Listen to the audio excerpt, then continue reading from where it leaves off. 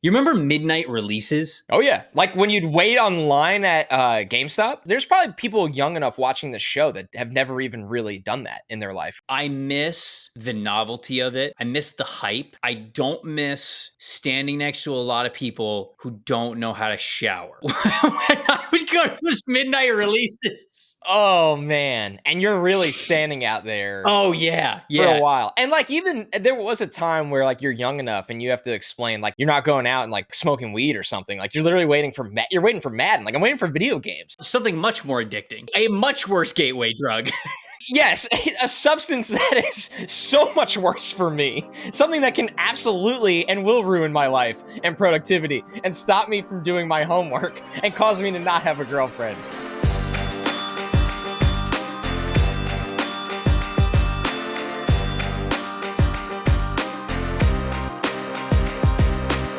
Welcome to the opening bell of the NFL Stock Exchange podcast. I'm Trevor Sikkema. That is Connor Rogers. And this is where the fellas go through the top 100 of the college football 25 early ratings.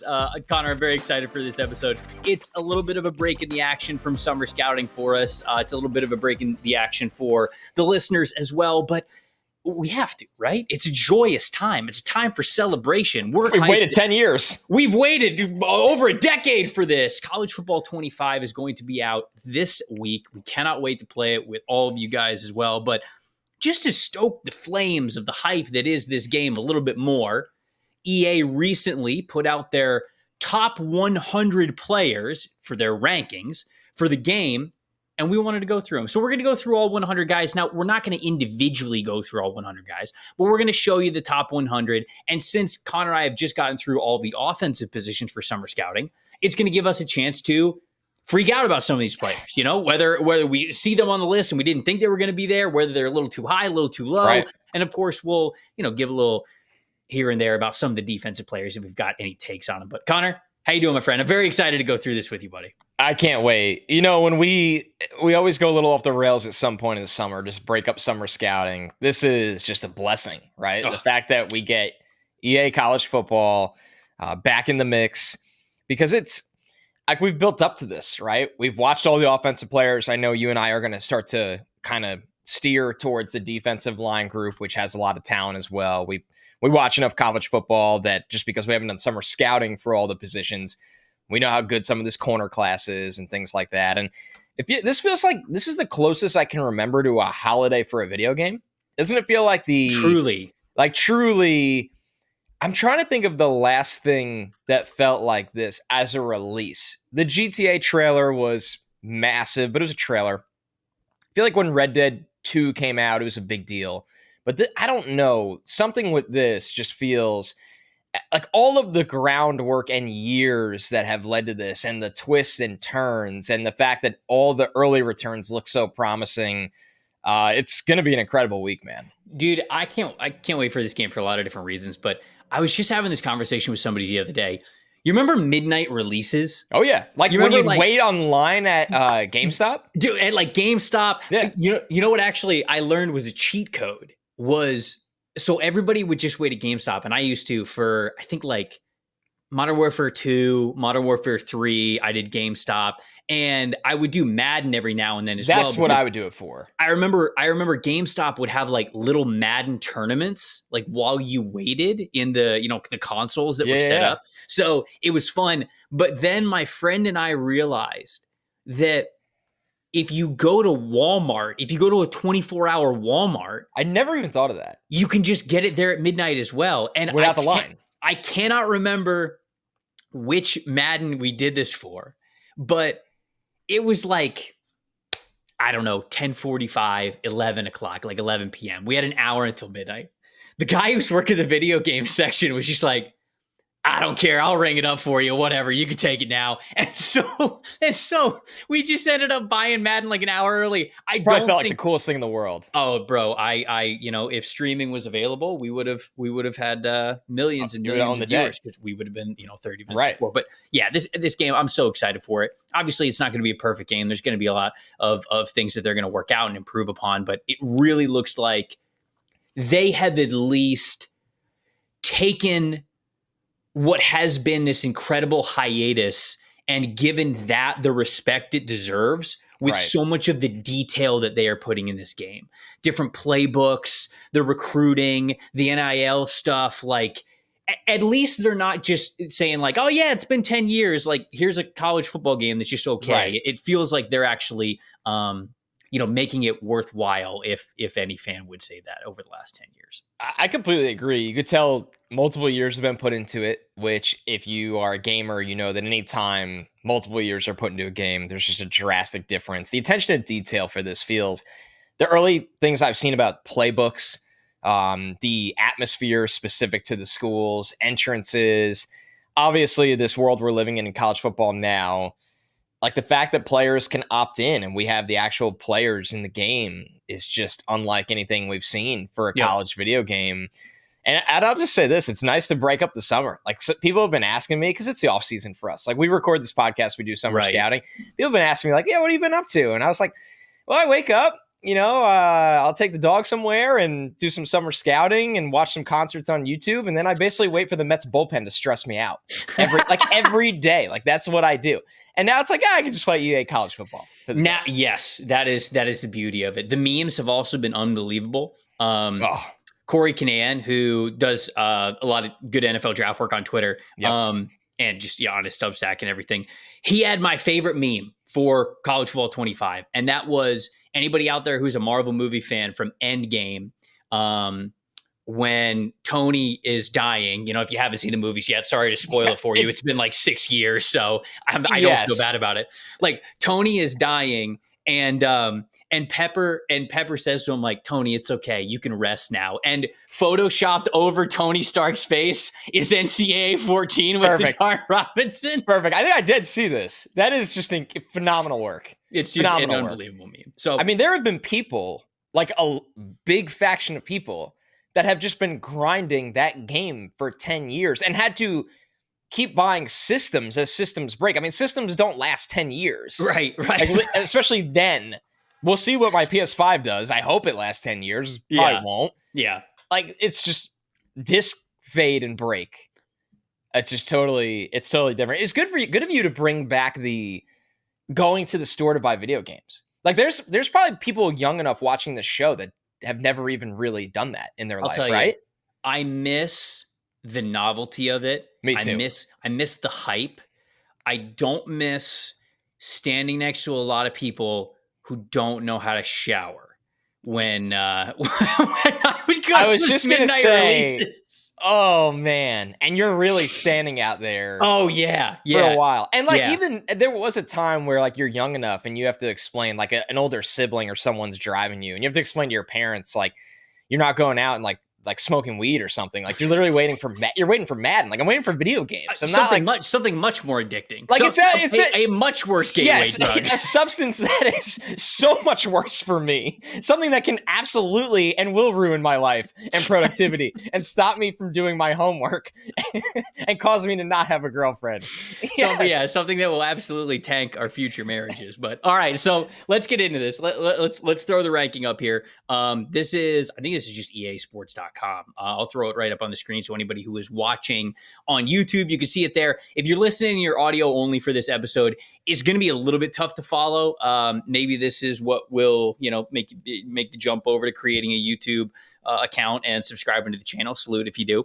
So here we go. This is it. This is the list. It is in descending order. So Quinn Cooley is not a 100 overall here at number one. We're going the opposite way, as of course anybody who listens to Summer Scouting knows. That's how we do it around these parts. But yeah, I mean, you can see it on the screen here. Hopefully the clarity is good enough as we're sharing the screen.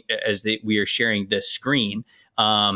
We've got a couple of different ratings that you guys can see for all of these players. Now, obviously, it's not going to be great for offensive linemen, but we've got overall, we got speed, we got acceleration, strength, awareness, jumping ability. So when we get to the end, after we do the top 100 of overall rankings, maybe we'll just have a quick glance of like, okay, who's the fastest, who's the strongest, right. We could do all that. But buddy, I'm starting off hot with 99.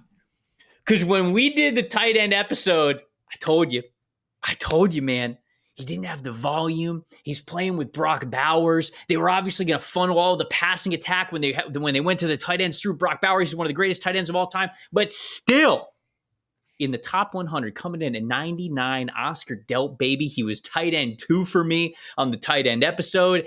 I think Oscar Delp is in for a huge season. And very clearly, our friends over at EA believe so as well. So I'm hyped about this one. This is a good one to get us started with. When I saw his name, not only did I think of you right away, but I was like, damn, they're in their scouting bag. Yeah, baby. Like there's some guys on this list that we know are good college football players, but there are some guys that they are projecting. And I'm not saying the ratings are wrong. Like Delp is that talented, right? But they're calling their shot and saying like, okay, this guy is going to be in an elevated role and has the talent to be really, really good. So that was pretty cool to see. Like they really did their homework, in my opinion, on some of these rankings in the top 100. As you see, my guy Kyle Monangai not too far right below Delp there as the 96th overall player. Rutgers getting some deserved love, a 90 overall running back with 93 acceleration. I was so pumped when I saw him on this list. Yeah, he's got to be the highest Rutgers player on this list. But I would think so. And they have some players this year, but he's that guy. What was it? First 1,000-yard rusher for Rutgers in like 12 years or something? Because Pacheco didn't even do it. No. Right? That's what's crazy about that. Okay, hold on. I'm gonna make sure I get this right, because it is nuts that he was. Where is this? First Rutgers 1,000-yard rusher since 2012. Yep. Yeah, but Pacheco had 4 years in a row of over 100 carries, but. I mean, he was good, but he never got to 800. So Kyle Monangai, future Monangai's going to be great. Yeah, he's going to be a stud. Yeah, by the way, just to shout him out, Dustin Smith, he does a lot of the Madden ratings. He's a good friend of mine, and so like I know he was involved in some of like the college football ratings as well. And so it's they really do. I know people like to kind of nitpick and get on the Madden ratings and things like that, but the undertaking that is, oh my God, giving all of these players ratings is just absolutely insane. And Dustin and that team over there, they watch endless hours of film I can't imagine. To try to put out the best product that they possibly can. And I know that they've been watching players and doing ratings for like over a year have to. It's think of all of the players because there's no baseline. There's none, right? You can't go off of anything that has been there before. It's basically just you've got to watch so many of these players, look up some statistics, come up with everything. And it's just unbelievable undertaking. So again, just wanted to shout those guys out when you were kind of pointing out what a great job they have done of making sure that they're watching everybody. And it's not just, stats. They're not just looking at like, oh, who had the most catches for tight ends last year? We're going to put them at the top. They're really watching as much film as they possibly can. Well, going through this list, it was mind-blowing to me because I thought about how many hours you and I put into not just the draft, but really this time of year, summer scouting, like when we're on like a hiatus from a lot of our other jobs. And it has been so many hours a week just to get the offensive players done that are draft eligible. Right. Like there's underclassmen on this top 100 that, I mean, sure, there are superstars that I've seen, but there's also plenty of guys where I'm like, I haven't watched them. I don't know who that is. I need to use my time. I need to use my time more accordingly. I can't just watch guys for fun all the time. So the fact that it's a wild undertaking. And I think I agree with you. I think they deserve a lot of credit for how much, like they really, really care about being right on this list. Yeah. So, all right. Monangai comes in at number 96. Another summer scouting name, Josh Connerly Jr., the left tackle from Oregon, comes in here at number 95. Again, like I said, we're not going to go through every single one of these players. There's a defensive player that I do want to shout out here, comes in at number 94. Billy Bowman Jr., the safety from Oklahoma, was really intrigued by him. And I think he was draft eligible last year. Okay. But he ended up coming back to school. And I was like, man, he would have been one of my favorite safeties in this class because it wasn't a great class beyond Tyler Nubin.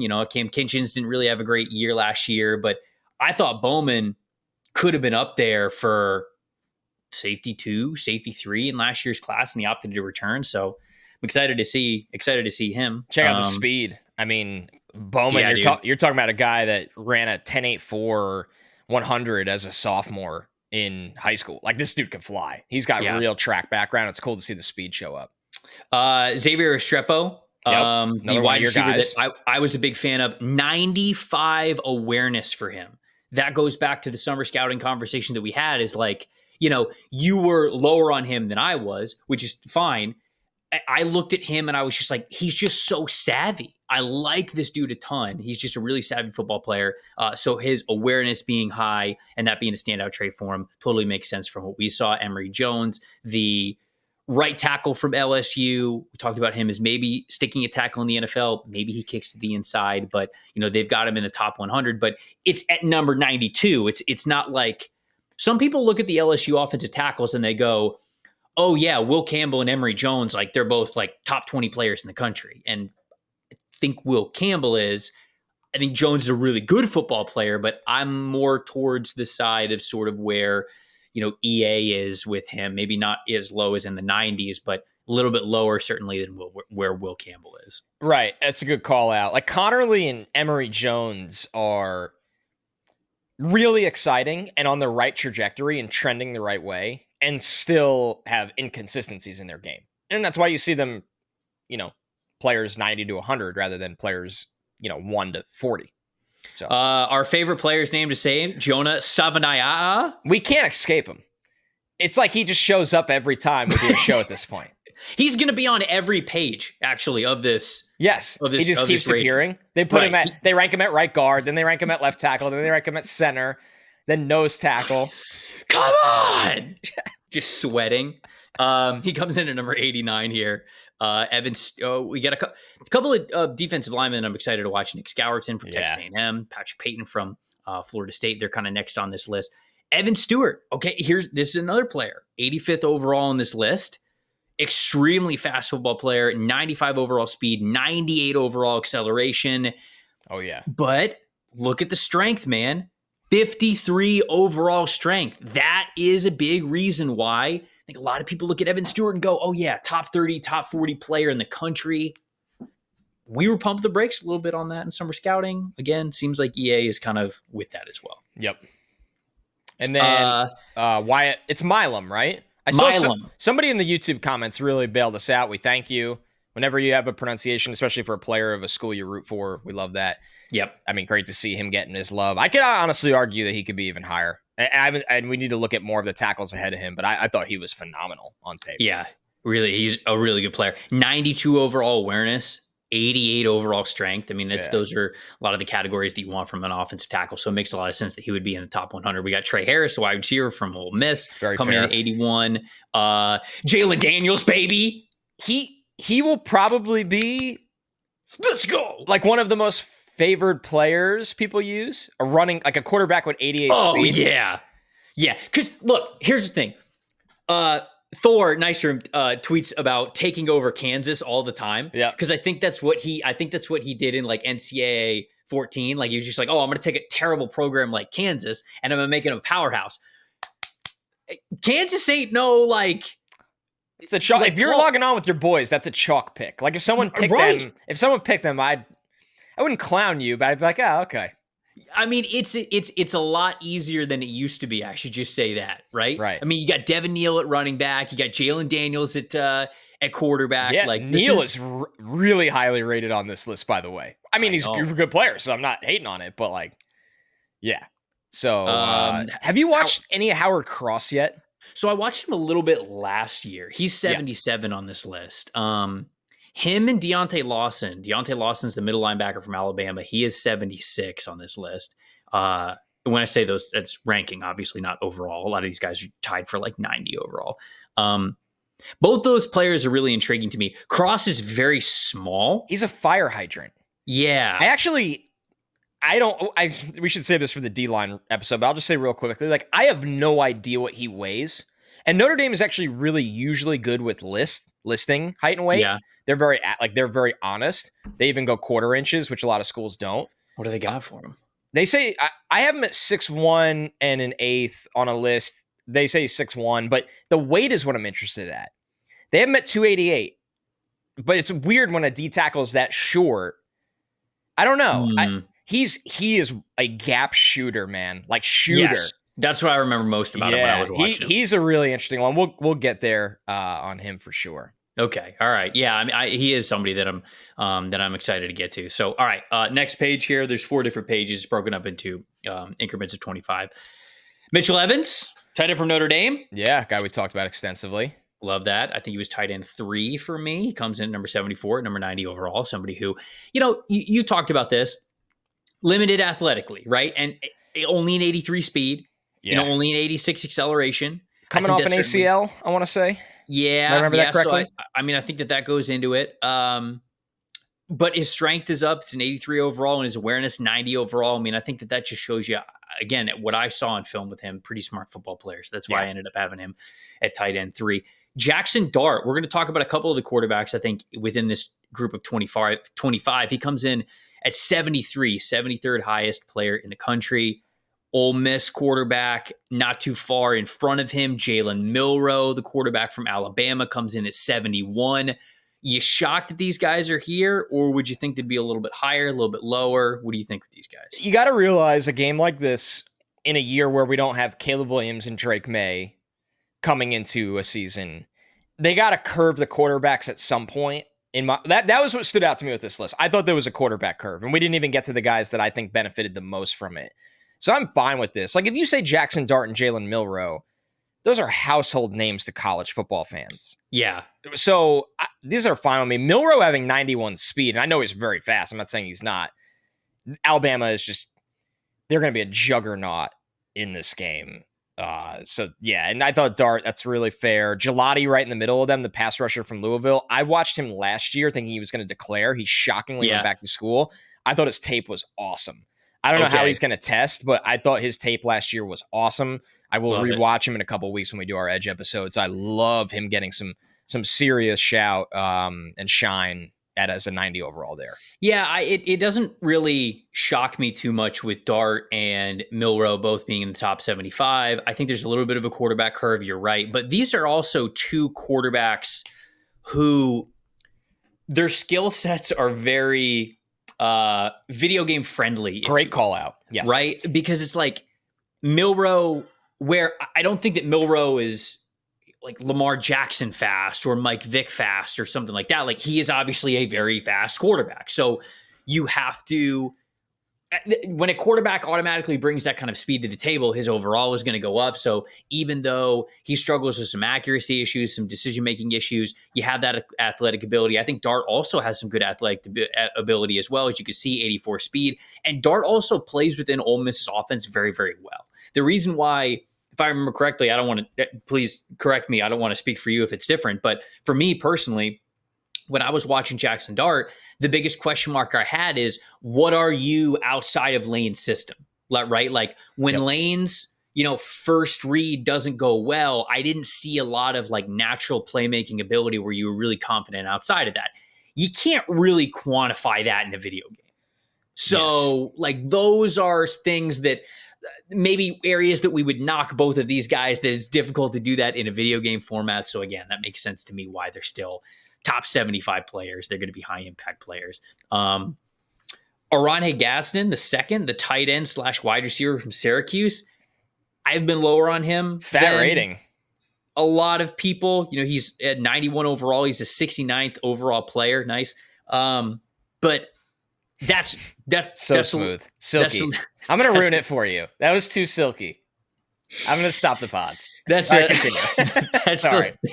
That's a little rich for me, him being at number 69. I know a lot of people really like Damian Martinez, the halfback from Miami, who was at Oregon State. You were a big fan of his, I loved him. Yeah, I had him as running back 8 when I did the rankings. He's just a powerhouse. Yeah, a lot of fun to watch. I ended up watching him. There are a couple of guys on this list that I ended up watching after our episode, because either you yelled at me or the good people yelled at me. Martinez was 11 for me. He ended up coming in at 11 for me. They have 2 great running backs, so it's going to be interesting to see how they use him after they got him to transfer there. Yep, very true. Nick Singleton from Penn State.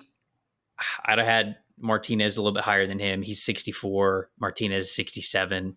94 speed, right? Yeah, Singleton's just an insane athlete. Yep, so again, like video game. It's hard to bring him down too much. All right, so we got a couple of summer scouting guys here as we get into the top 60. Jaden Roberts, the strongest man walking the planet. Yep, literally the Hulk, as you said. Offensive guard from Alabama. He is 60th overall. He is only a 93 strength. Connor, in my opinion, that is 6 points too low. I agree, actually. I would kind of lean into it and have made him a 97 or 98 strength. Yeah. I would have leaned into it. I truly would have. They leaned into it with the Oregon guys. As you see Tez Johnson up there, right? Like, okay, now I got to know. Okay, hold on. Now I got to know. Who's the strongest player in the top 100? Yeah, who's the strongest player? Oh, so it's Ariante Arisley, the left tackle from Minnesota. He is. You just went on the rant of like watching guys after we did summer scouting. He was on my initial list. I didn't get to him for the episode. Big mistake not getting to him in the episode. I agree. I was really disappointed. Yeah, he ended up in my top 10 tackles, top 8 tackles on the revise. He's phenomenal. Dude, he's tackle 4 for me. Yeah, I get it. Like, he's a big man that can move. A very impressive player. 6'6", 330 pounds. I mean, he brings a lot to the table to like, man. He really does. He's not stronger than Roberts. I mean, nobody on this list is, by the way, and I've already watched Walker. Deion Walker right there from Kentucky. Did you? Okay. Yep. The Godfather, Dante Corleone. Yep. Glad to hear he's doing better. I know he had a blood clots situation recently. So he was back with the team. I've watched Kenneth Grant. He is strong as hell as well. Okay. I think Roberts is stronger than everybody I see ahead of him on this. Okay. All right.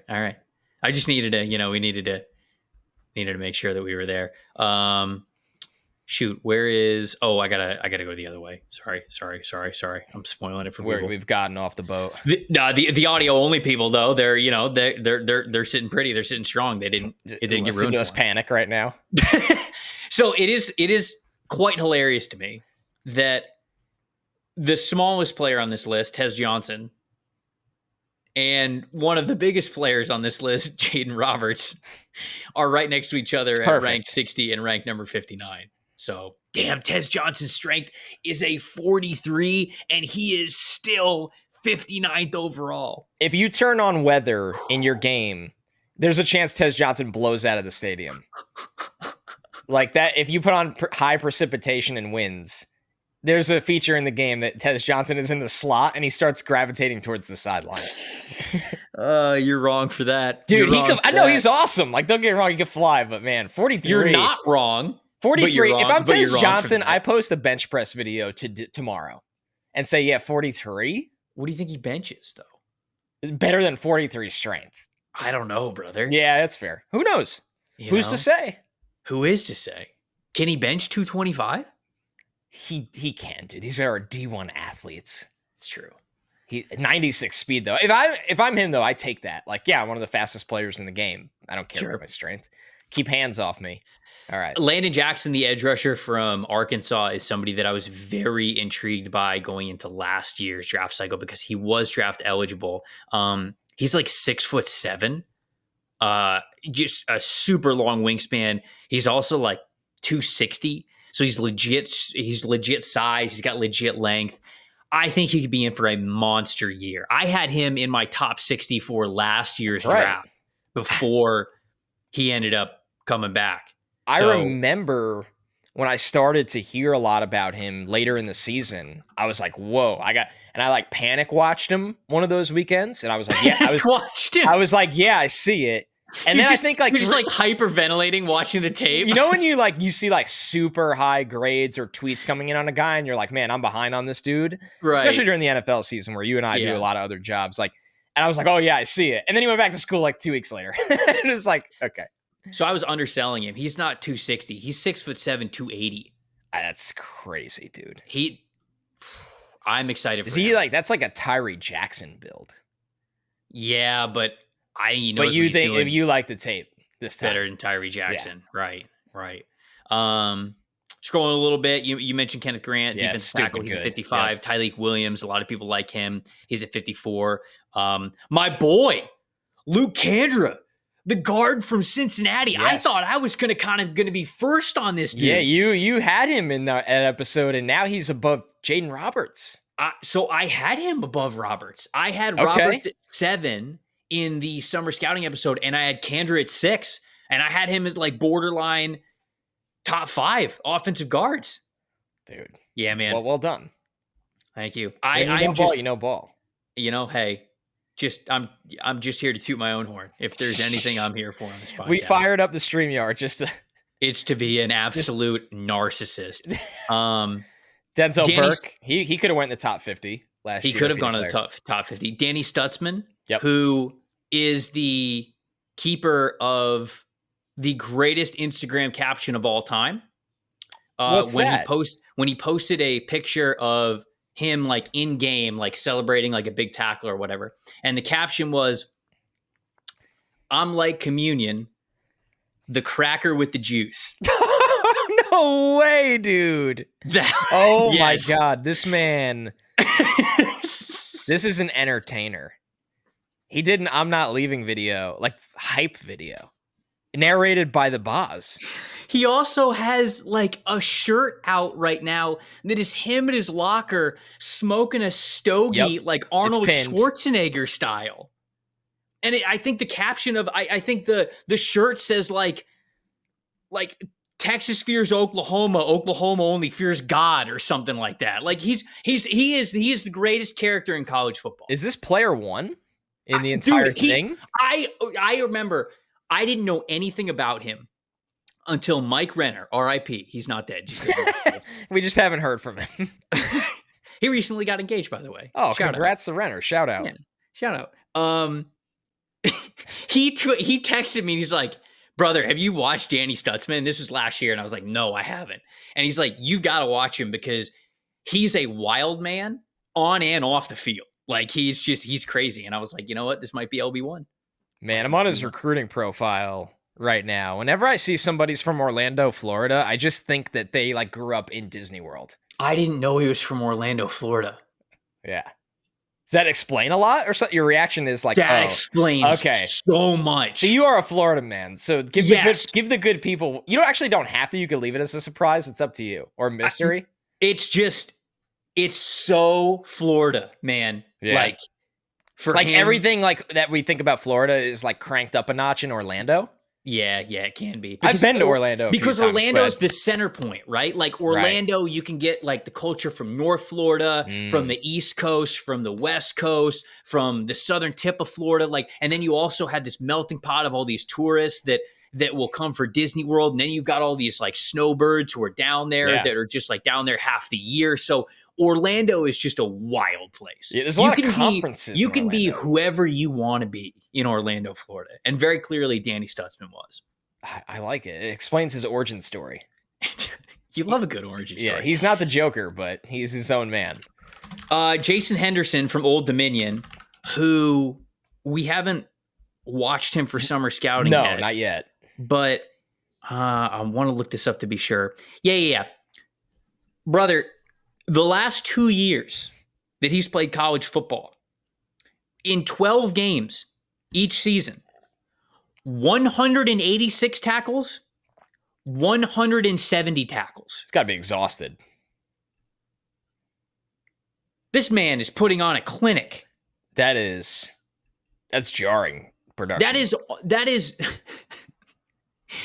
an insane amount of tackles.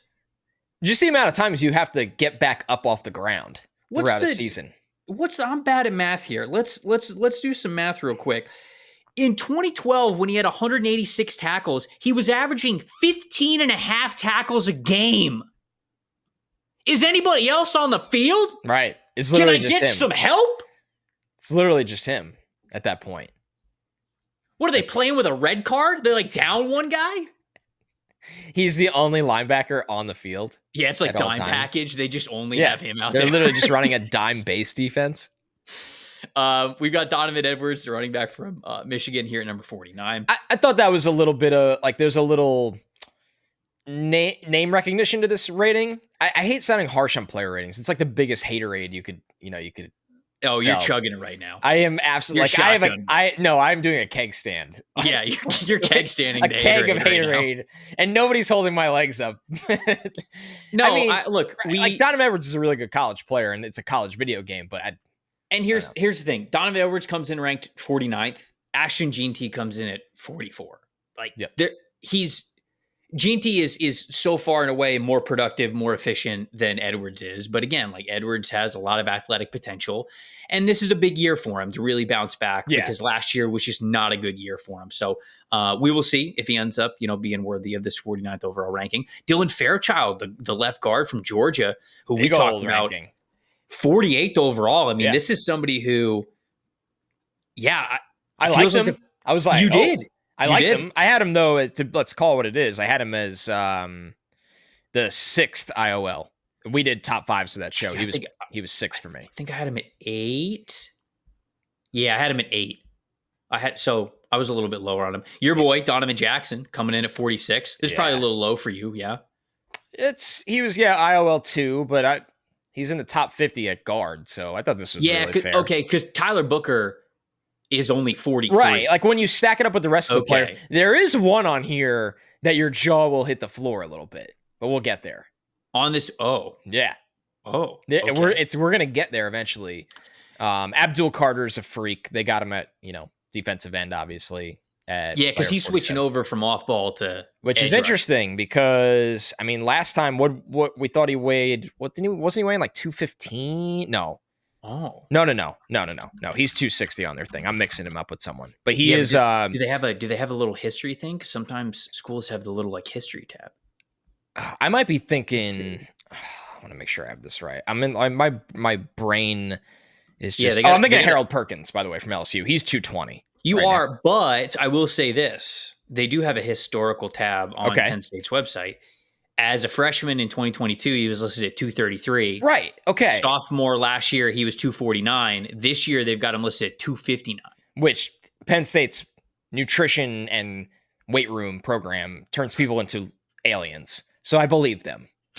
But I did think when he was a big deal as a freshman, he was light for a front 7 player. Now he's not at all. Not at all. They have the players' social media handles from Penn State on here. His Twitter handle. 1NCRDB1. No idea. Sure. Sure. That tells you how about ball Abdul Carter is. Yeah. He just went with the recommended. Yeah. He's got the Xbox generic, just give me a gamer tag and let me play Call of Duty. They were let me rip. Abdul Carter isn't available for you, but we do have NCBD jumbled letters. NC1. And he goes, okay. We do have zippiest_lawyer 65. Oh, okay, done. Yeah, there it is. Man. We got Torrey Horton, the wide receiver from Colorado State, here at number 45. Again, Ashton Jeanty at 44. Those are rookie quite numbers. literally those are rookie numbers. Like, we gotta get those up. I mean, Ashton Jeanty is a top 20 player in the country. He is. I know he plays running back, but like this to me, like this game specifically, is you don't necessarily have to worry about positional value. Like, who's good at what they do. In my opinion, nobody was better at affecting the game for the running back position than Ashton Jeanty was last year. So back to the Abdul Carter like letters thing for his username. It made me think of like one of the best nicknames in all sports right now. There is a defenseman on the Montreal Canadiens. Okay. Named Arbor Jackeye. Okay. Last name's pronounced Jackeye, but it's spelled XHEKAJ. So his nickname is Wi-Fi. Like, when you get your that's incredible. I think it's the best nickname in sports. That's amazing. Yeah, it's phenomenal. I love that. It's I truly love that. It's really good stuff. Yo, Devin Neal is 42 overall. Yeah, I told you he's up there. What? Yeah, dude, I like Devin Neal a lot. I do too, but I was like, better than Ashton Jeanty. Yeah, it felt like Jeanty got hosed a little bit in perspective to every other, running back on the list. I mean, shout out to Neal.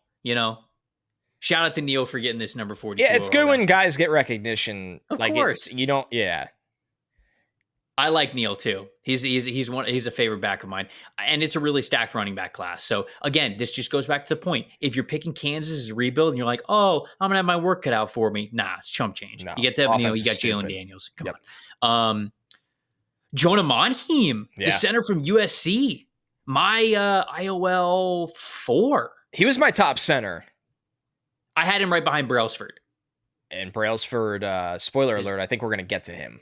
Yeah, a little bit higher on here. So Monheim is 41. He is a 94 overall. Or sorry, a 94 awareness. I mean, that is exactly what his bread and butter is. So I think that they nailed it with that. Him moving to center is going to be great. Yeah. Clay Webb, the left guard from Jacksonville State, who we think probably best center at the NFL level. He's number 37. Taj Brooks, who I did not watch for the running back episode. Same. And I went back and I watched him, and he's in my top 8. I think he's RB8 for me. He's very good. Correctly. Yep. Really good player. He has some not of better the than best. Genty, if we want to keep that bit going. He's not.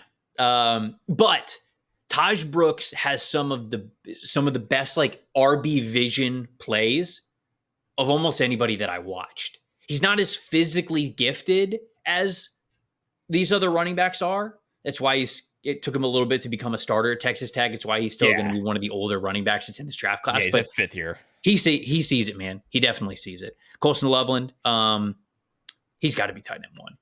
Well earned. I mean, the Michigan ratings, very deservingly so, are high. That team's a powerhouse. Yeah. Like, he comes in at good. 33, 92 overall. Parker Brailsford, the center from, he played at Washington last year. Now he's going to be playing at Alabama. He's 32 overall. Man, just that's a lot of respect for him. But I think that it is deserved. You mentioned Harold Perkins Jr., the outside linebacker. I think he's best as an edge, but he's 220 pounds, so he can't play on the edge. So he's just going to be an off-ball linebacker. He comes in at number 31. Do we know what they're doing with him this year? Why did I think he's going back to off-ball. Oh, he's going back to off-ball now. Yeah, I believe so. Man, and he's got all the talent in the world. And he's extremely good at rushing the passer. Right. He's just 220 pounds. So you do the old I hope they use him this year the way Utah used Devin Lloyd the last year he was there. When it was like, hey, first 2 downs, you're off ball. Devin Lloyd got tons of hand in the dirt reps on 3rd downs. I hope they do that. They did blitz him a lot. Yeah, when you bring your NASCAR package out on the field for passing downs, take your freakiest off-ball guy and let him rush. So, hope they do that with him. That's why they pay you big bucks. Should I be the defensive coordinator at LSU? Yeah. Absolutely not. But if they want to hire me as a consultant.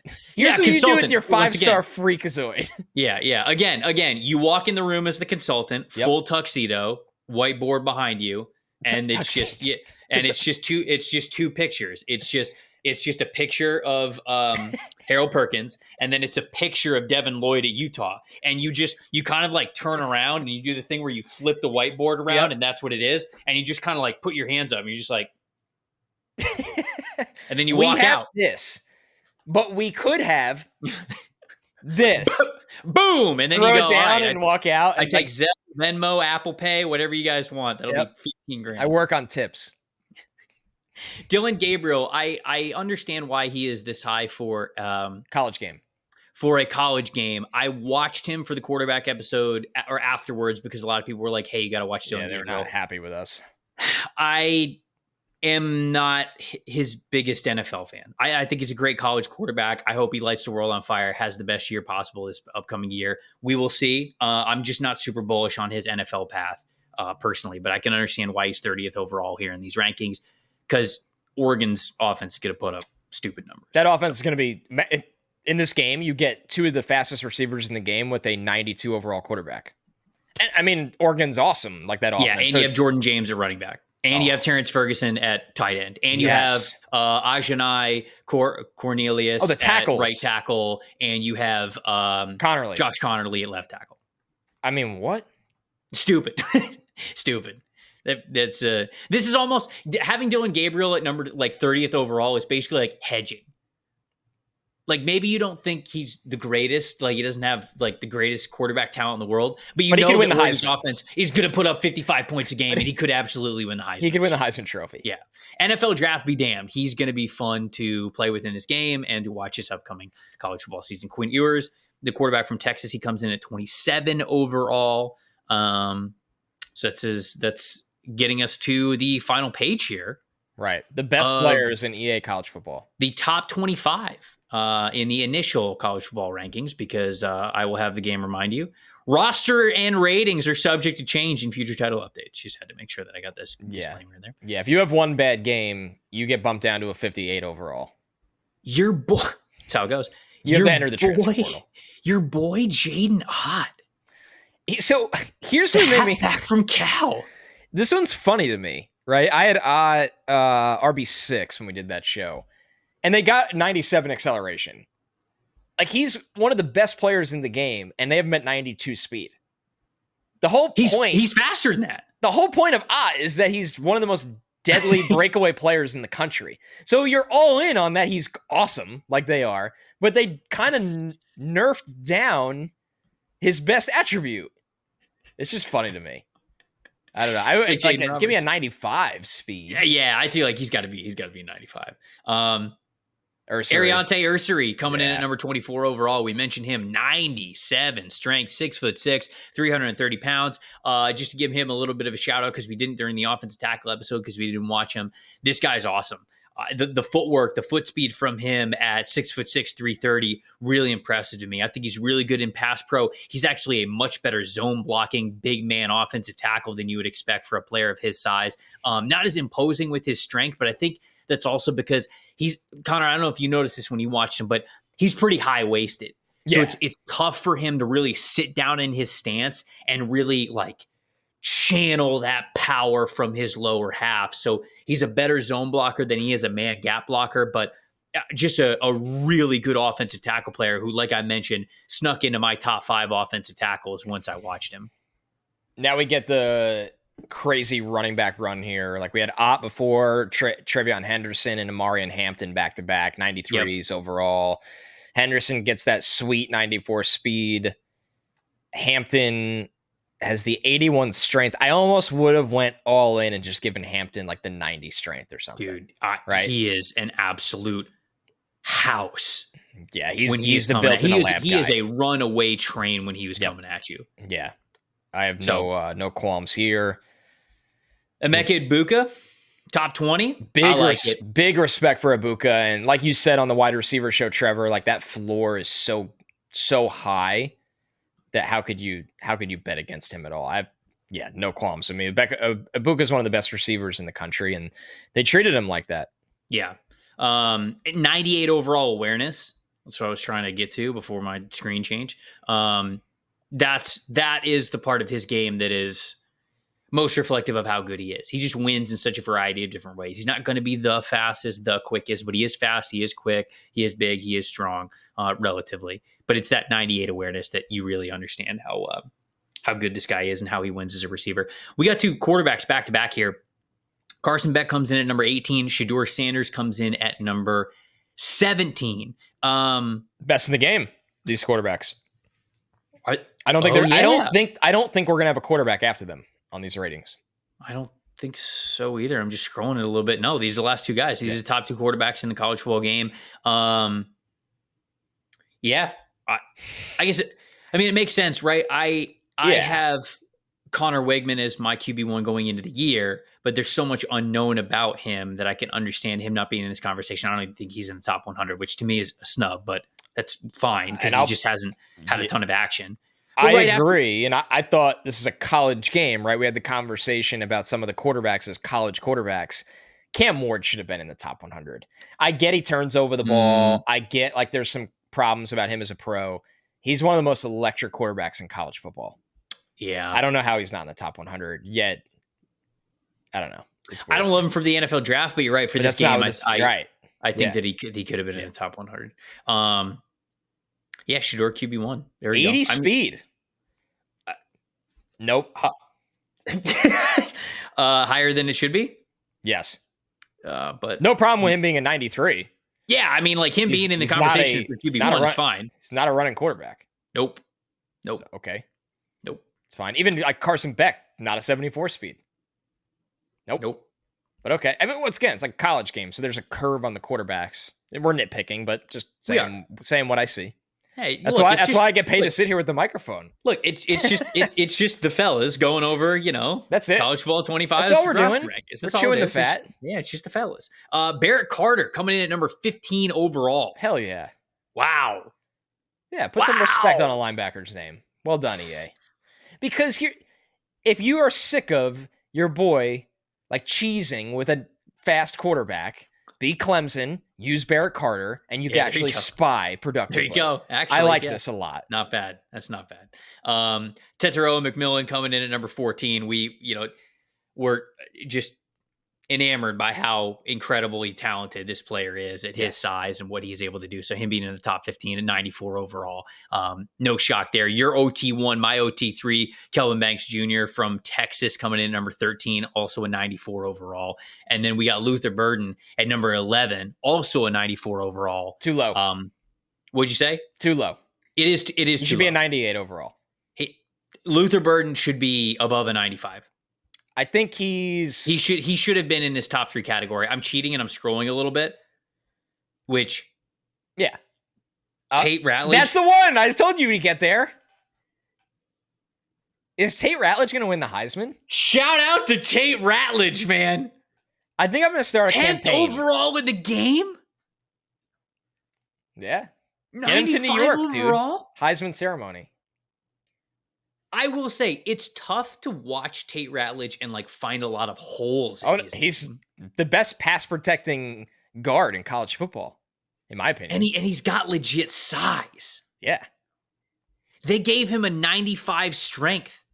So, okay. And what was his dad's name? Hold on. We can't forget. This is the most important part of the whole thing. Oh, yeah. It wasn't. I'm getting there. Don't worry. Was it like Dean or something? I think it was. Wasn't it Dean Ratledge? Tennessee Tech legend. I hope he's in Ultimate Team. Dean Ratledge? Yeah. Yeah, he needs to be. If there's any area of Tate Ratledge's game that I think that you would have subtracted when it comes to like an overall, it would be the fact that, okay, he's very good at the finesse parts of the game, really good pass protector. Maybe I wouldn't have put him like 95 strength. I mean, 95 strength, they have him listed stronger than Jaden Roberts. And it's like, okay, you're missing me there. I think that he should have been a little bit lighter when it came to the strength category. But hey, shout out Tate Ratledge, man. I again thought that he could have been somebody who could have gone in last year's draft class, right? And he ended up not doing that. Quinshon Judkins, halfback from Ohio State. Well, Ole Miss, now Ohio State. He comes in at number 9, again, 95 overall. I'm very, very excited to watch these two safeties, by the way, Malachi Starks and Caleb Downs. Yeah. Caleb Downs didn't even draft eligible, actually. I can't even say that. But Starks, a lot of people think Starks is a true first-round safety. Stud. I cannot wait, man. And then the last two offensive players, we got them in the top 3 here. Ollie Gordon, the second, the most productive back in all of college football last season. He's number 3 overall, 96 overall rating. And then Will Campbell, the left tackle from LSU, number 2 highest rated player in the game, again at number 96 overall. There's only 3 96 overall players. It's Ollie Gordon, it's Will Campbell, and then Will Johnson, the cornerback from Michigan, who I also can't wait to get to when we get to the cornerback episode. But, you know, Yash and JT being 44, I hate to go back to it, and Ollie Gordon being number 3 overall. Yeah, it's a bit much. Make it make sense. Make it make sense. It's a bit much, and I mean, to me, like when I turn on the TV, a player in the country that I feel like I don't want to miss a second of this year is Luther Burden. And for that reason, I think he should be a top 5 player in the game. I would have had Luther Burden in the 96 category. Yep. I would have had Luther Burden number 3 overall. Who is the player you are the most excited to use in this game that we went over today? Not in general, just from today's ratings.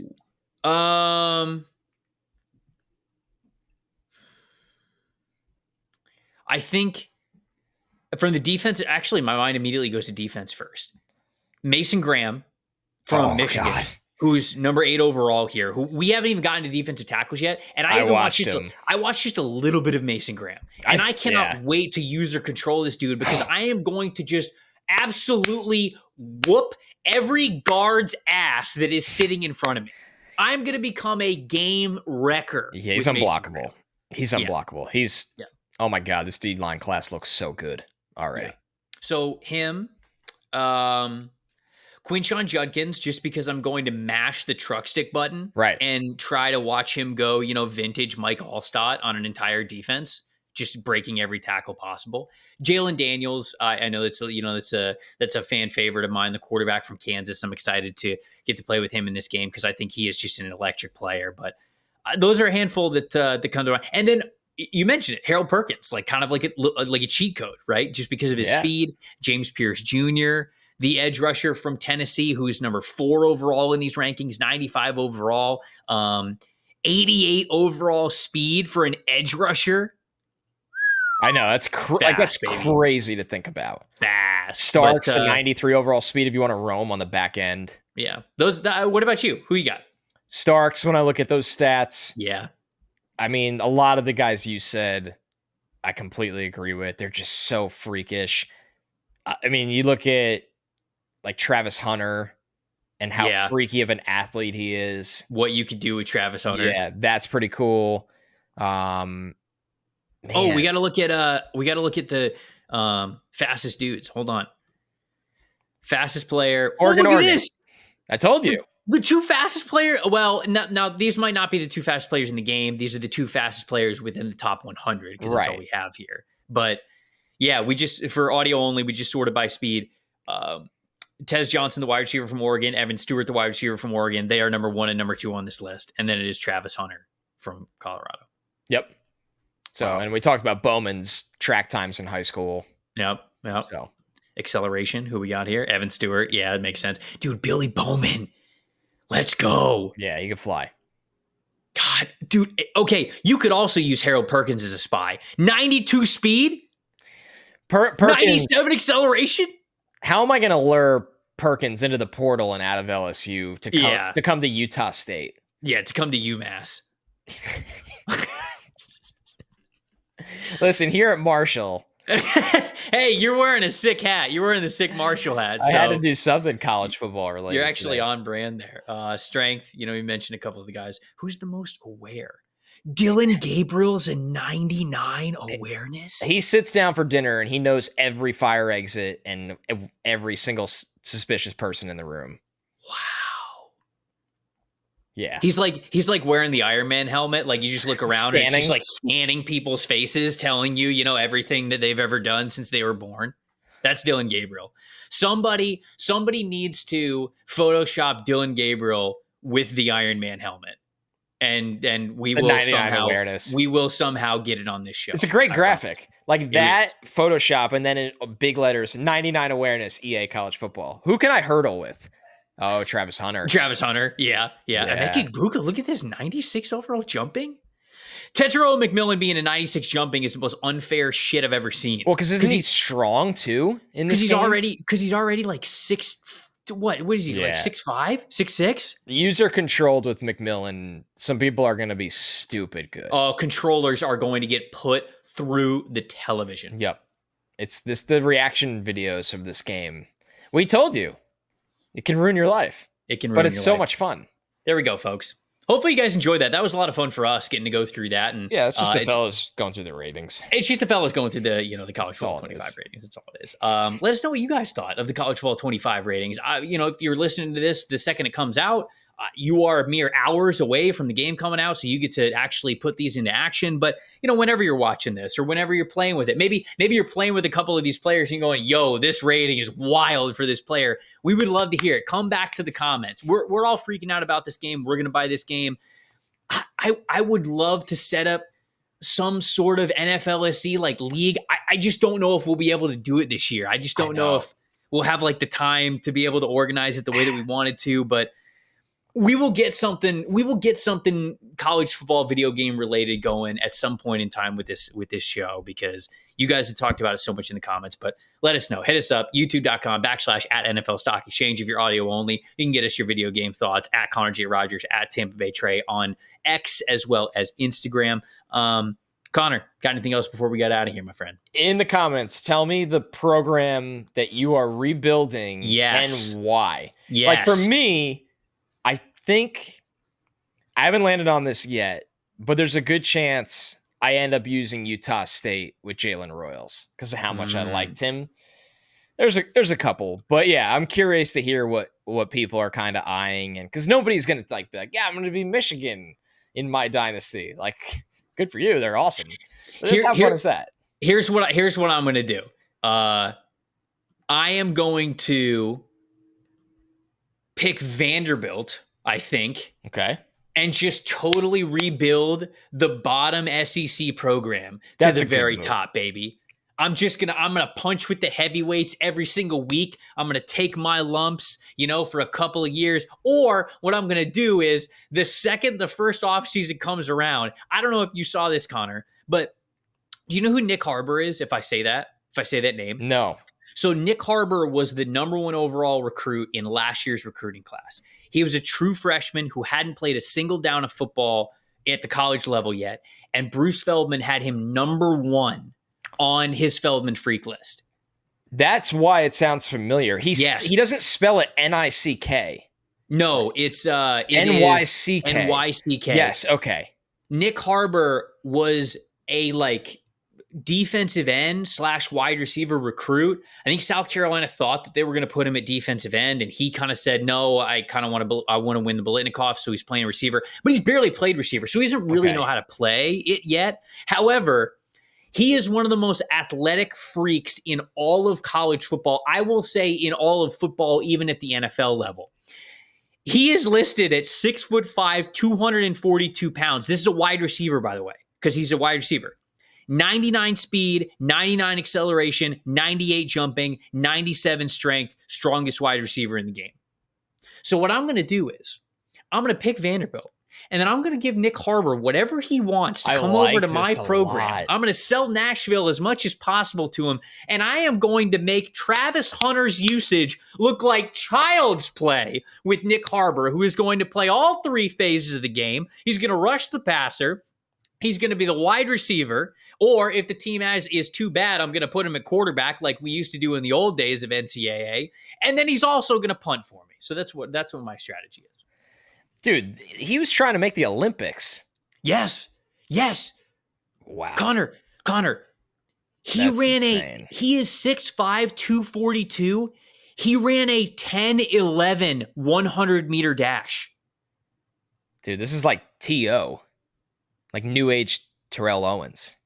Insane. That's wow. That's not draft eligible, but very interesting. I love where your head's at. I feel like you probably just inspired hundreds of people to do this, including me. I'm doing this. He's coming to Utah State. Yeah. Aggie, let's go, Aggies. Let us know which program that you're going to take over. That was a great question by Connor. But this is a lot of fun. We really enjoy this. We'll be back next week with summer scouting. We're flipping over to the defensive side of things. We're going defensive tackle. So we'll get to talk about Deion Walker. We'll get to talk about Dante Corleone, Mason Graham, a lot of those guys, man. I cannot wait. It's going to be a fun conversation. I'm Trevor Sikkema. That is Connor Rogers. Thank you guys so much for watching and listening to the NFL Stock Exchange podcast. Enjoy CFB25. We'll see you guys next week.